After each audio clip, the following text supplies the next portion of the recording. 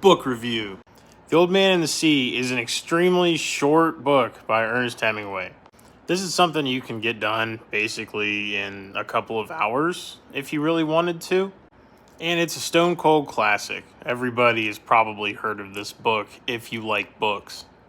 I'm no stranger to Ernest Hemingway. I read a couple of his novels about 10 years ago.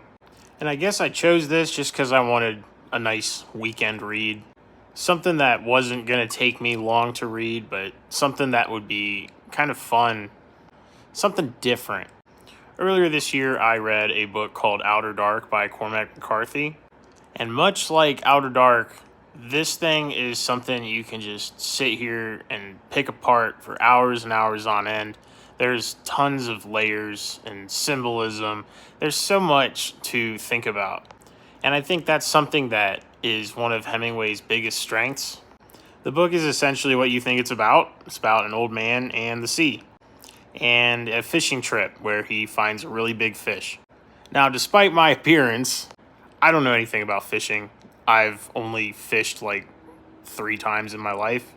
And I think that whether you like to fish, whether you're a huge fan of fishing, whether you don't fish at all, know nothing about it like I do, or you're just completely against it and you're a vegan or something, I think everybody can appreciate this book still.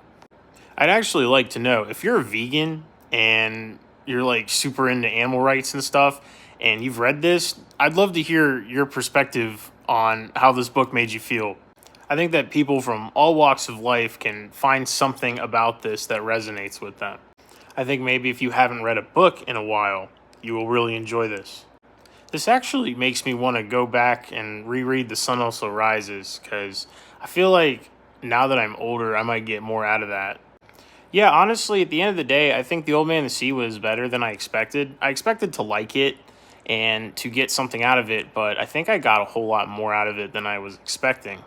This really surprised me, just like Outer Dark did earlier this year. Hopefully, I'm in store for more surprises like that this year, because most of the stuff I've picked up and read this year, I've pretty much loved. Have you guys read The Old Man and the Sea?